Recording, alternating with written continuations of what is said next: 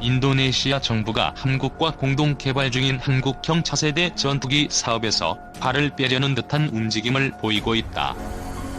인도네시아는 2015년 12월 말 KEFX 사업 계약을 하면서 KFX 공동 개발 사업비 중 20%를 부담하기로 했지만 현재까지 2.5%의 금액만 입금하고 납입을 중단한 상황이다. 인도네시아 측은 KEFX 사업 철수 가능성을 암시하면서도 한편으로는 자국의 사업 부담금을 줄이겠다며 한국과 재협상을 원하는 것으로 알려졌다. 인도네시아가 사업 철수를 선택할 경우 KEFX 사업 주체인 한국 항공우주산업의 부담은 커질 수밖에 없다. 미납금인 1조 5천억 원이 넘는 개발비를 추가 확보해야 하는 데다 인도네시아가 도입하기로 한 50대의 KEFX 수주도 백지화되기 때문이다. KEFX 생산 대수가 줄어들수록 전투기 한 대당 생산비가 늘어난다는 점도 부담이다. 이미 5조 원이 넘는 개발비를 투자한 국방부 입장에서도 KEFX 사업 무산을 막기 위해 국회 동의를 받아 추가 예산을 투입하는 것도 쉽지 않을 것이란 관측이다. KEFX 사업은 40년 이상 된 국내 전투기를 교체하고 우수한 성능을 갖춘 한국형 전투기를 개발하기 위해 2016년부터 시작된 국가 프로젝트다. 인도네시아도 자국의 낙후된 전투기 교체를 위해 사업에 참여했다. 우리 정부가 60%, 인도네시아가 20%, 카이가 20%의 비율로 분담해 KEFX 개발 사업비를 공동 투자했다. 2026년까지 KEFX 개발을 완료하면 우리 공군의 120대, 인도네시아의 50대를 각각 양산할 계획으로 KFX 개발비와 양산비 규모만 총 18조 원에 이른다.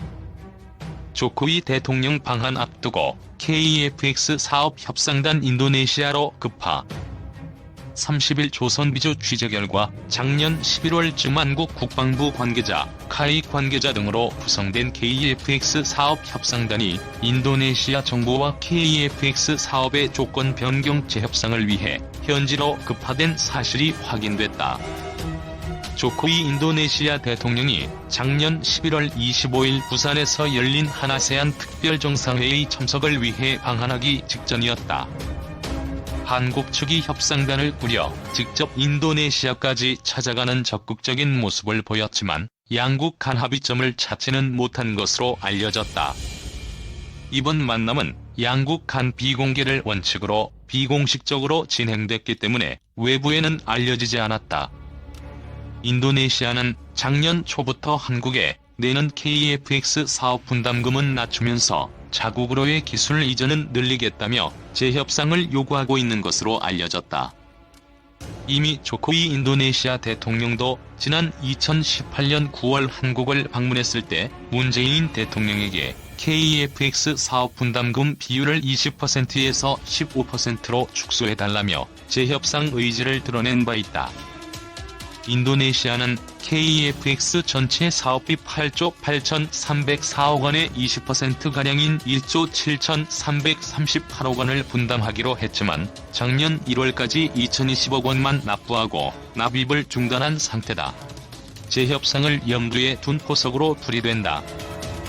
방위사업청 관계자는 인도네시아가 KEFX 사업 분담금 2,200억 원을 내고 추가 지급을 하지 않고 있는 것은 맞다면서도 양국 간 사업 재협상에 대한 질문은 확인해주기 어렵다고 했다. 밀당 나선 인도네시아 프랑스 전투기 구매 소문도. 이런 상황에서 최근 인도네시아 정부가 프랑스산 전투기 라팔 48대를 구매 검토 중이라는 이야기까지 나오자 KEFX 사업에 대한 불확실성이 커지는 분위기다. 인도네시아가 프랑스산 전투기 구매에 나설 경우 한국과의 KEFX 사업을 통한 신규 전투기 양산이 불필요해지기 때문이다. 최근 프랑스 경제 전문 매체 라트리뷰는 지난 11일 프라보워 수비안토 인도네시아 국방부 장관의 파리 방문은 프랑스산 전투기 구매 협상을 하기 위해 계획됐다고 보도했다. 이에 대해 수비안토 장관은 프랑스의 희망사항이라며 선을 그었지만 라팔 전투기 구매에 대한 인도네시아 측 관심을 묻는 질문에는 노코멘트로 일관했다. 프랑스는 오래 전부터 인도네시아의 라팔 판매를 추진해왔다. 업계 일각에서는 프랑스가 인도네시아의 KF-X 사업보다 더 파격적인 조건을 제시했다는 이야기도 있다. 인도네시아가 한국과 공동 개발 중인 KF-X 대신 다른 나라 전투기를 구매할 수도 있다는 모호한 입장을 내비쳐 한국 측과의 재협상을 자국에 유리하게 끌고 가려는 의도라는 분석도 나온다. 인도네시아 철수할까? 불안한 카이. 인도네시아가 KF-X 사업에서 철수하고 한국만 단독으로 사업을 진행할 경우 인도네시아가 미납한 1조 5,318억 원을 마련하지 않으면 사업의 차질이 불가피하다. 카이 입장에선 사활을 걸고 추진하는 미래 매출원이기 때문에 어떻게든 부족금을 충당해야 하는 상황이다. 현재 2조 3,860억 원의 부채를 가진 카이 입장에서는 추가 자금 투입은 부담이 클 수밖에 없다.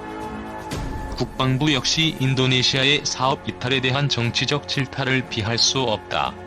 국회로부터 1조 원이 넘는 국방 예산을 추가로 승인받기도 쉽지 않은 일이다. 가장 큰 문제는 인도네시아에서 양산하기로 예정된 KF-X 전투기 50대가 생산 계획에서 빠진다는 점이다. 계획한 전투기 생산 대수가 줄어들면 전투기 가격까지 영향을 미칠 수 있어서다. 현재 양산 계획을 토대로 하면 KF-X 1대당 가격은 800억 원대로 추정되는데 인도네시아가 빠질 경우 30% 정도 생산량이 감소, KF-X 가격이 기존 예상가보다 오를 수밖에 없다는 것이다. 미국 로키드 마틴이 제조한 스텔스 전투기 F-35E의 가격을 넘길 수도 있다. 이렇게 되면 우리 기술로 미국산보다 저렴하지만 성능은 뛰어난 한국형 전투기를 만들겠다는 당초 사업 취지가 흔들릴 수도 있다. 업계 관계자는 카이가 인도네시아 측 사업 개발비 미납금을 부담하는 만큼 전투기 양산 시가격에 반영할 수밖에 없고 인도네시아 발주 물량이 사라지는 만큼 생산량도 줄어 부품 단가 등 생산비가 높아진다며 결과적으로 KF-X 전투기 가격을 높이게 돼 가격 경쟁력을 떨어뜨리게 된다고 했다. 또 다른 업계 관계자는 우리 공군이 공급받을 KF-X 120대 가격도 같이 오르게 돼 예정한 예산 10조 원을 넘어설 것이라고 했다. 순항 중인 KF-X 보람의 진짜 난관은 지금부터 시제품 제작까지 놀랄 만큼 안정적 진행 추락사고, 성능 부족, 비용 초과 비판 대비해야. 전투기는 모든 무기 중 가장 만들기 어려운 무기이다. 수십 년 동안 안전성을 유지해야 하고 단 몇 킬로그램의 무게라도 치열하게 분석해서 중량을 줄여야 하는 데다 운용해야 할 무기는 수십 종류에 달한다. 그리고 모든 작전과 임무를 한 명 혹은 두 명이 완수하도록 만들어져야 하며 초음속으로 고기동을 할 때에도 모든 기능이 정상적으로 동작해야 한다. 아무리 비싼 탱크라고 해도 10개 이상의 무기를 운용하거나 수평선 밖의 표적을 공격하진 않는다. 이지스 구축함이 아무리 복잡한 레이더를 가지고 있어도 수십 명이 달라붙어 역할을 분담해 수행한다. 그만큼 전투기는 만들기 어렵다. 그런 점에서 최초의 한국형 전투기 KF-X 일명 보람의 사업의 진행 상황은 놀랍고 또 대단한 성과를 계속해서 내고 있는 편이다. 지난 9월 24일부터 26일까지 KF-X의 체계 통합업체인 한국항공우주산업은 KF-X의 CDR을 진행했고 시제품 제작에 들어갈 수 있다는 결론을 내렸기 때문이다. 수십 년의 인맥 끝에 이제 본격적으로 부품을 만들고 하늘을 나는 진짜 실물 KF-X가 이제 만들어지는 것이다. 한군 이래 최대 규모의 국방 연구 개발 사업인 KF-X 보람의 사업은 그동안 엄청난 의구심과 공격, 그리고 비난을 굳굳이 물리치고 지금의 위치에 도달했다. 10여 차례에 가까운 타당성 평가와 연구 보고서들 중에서는 개발 통과를 위해 무리하게 낮은 개발 비용을 계산하는 것도 있었고, 외국산 기체를 억지로 도입하기 위해 외국산 기체의 가격과 유지 비용을 억지로 낮춰 계산하는 것도 있었다. 보람의 사업이 실패할 것이므로 하지 말아야 한다는 측과 무리를 해서라도 반드시 추진해야 하는 쪽 모두 국익을 우선으로 한다는 주장을 내세웠다. 천만다행하게도 지금까지 보람의 사업은 찬성편의 희망대로 개발을 진행하는 것이 옳았다는 사실이 증명되고 있다. 현재 우리 군의 전투기인 KF-16과 F-15K와 같은 수입산 4세대 전투기들은 전자전 장비와 같은 핵심 부품의 수입이 쉽지 않아 몇 년간 부품을 구하지 못했으며 해외 업체 책임하에 주도하는 새로운 정비 방식인 PBA를 해외 업체가 수행할 경우 국내 업체가 하는 PBA보다 훨씬 비싼 가격을 물어야 한다는 사실을 알게 되었다. 또 F-35를 우리 손으로 운용하면서 비행기의 모양과 외관을 섬세하게 다듬고 특수한 소재로 전파와 열, 소리의 방출을 줄인 5세대 스텔스 전투기의 뛰어난 위력을 직접 체험 중이다. 이런 여러가지 부분을 감안할 때 스텔스 기능을 상당 부분 고려한 4.5세대 전투기인 KF-X 전투기의 개념은 더할 나위 없이 적절하다고 볼 수 있다. 하지만 보람의 사업의 장애와 어려움은 지금부터 본격적으로 시작될 전망이다. 개발 실패는 물론 비용과 효과에 대한 끊임없는 공격과 비난을 받을 수밖에 없는 험난한 과정이 기다리기 때문이다. 우선 우리가 만든 전투기가 실제로 전투에 적합하고 안정성이 있는지 평가하는 시험 평가 과정에서 큰 난관이 예상된다. 지금까지 대한민국 항공우주산업은 군용 항공기 개발 도중 사람의 목숨을 잃는 큰 사고가 한 번도 나지 않았다. KT-1부터 T-50, 수리온에 이르기까지 시험 비행 조종사들은 목숨을 건 비행을 하면서도 사고에 적절하게 대처해 안타까운 인명 피해가 발생하지 않았다. 그러나 전투기를 시제작하고 시험 비행하는 과정은 훈련기보다 훨씬 가혹하고 위험한 테스트를 진행해야 하고 KF-X의 비행 성능도 FA-50과 차원이 다른 수준으로 뛰어나기 때문에 그만큼 더 어렵고 힘든 도전이 기다리고 있다. 시험 비행과 완성 과정에서 또 경계해야 할 것은 KF-X의 성능에 대한 비판이다. 이미 개발하기도 전부터 4.5세대 전투기인 KF-X의 예상 성능이 5세대보다 부족하고 문제가 있다는 비난이 끊임없이 제기되었다. 시험 비행과 초도, 양산 때까지 성능에 대한 비판은 줄지 않을 것이다. 진화적 개발 전략으로 초기에 생산되는 KF-X는 완전하지 않기 때문이다. KF-X 초도, 양산형의 스텔스 성능이 우선 비판의 대상이 될 것으로 보인다. KF-X의 외형은 세계 최강의 전투기로 일컬어지는 F-22 랩터나 우리 공군이 보유한 F-35 라이트닝 II 등 5세대 스텔스 전투기와 매우 유사하다. 하지만 날개와 동체의 모서리 각도를 정렬하는 등 형상 측면에서는 스텔스 설계를 고려했지만 전투기의 패널이나 표면 처리, 그리고 엔진 노즐 등 세부적인 면에서는 스텔스 처리가 부족한 측면이 있다.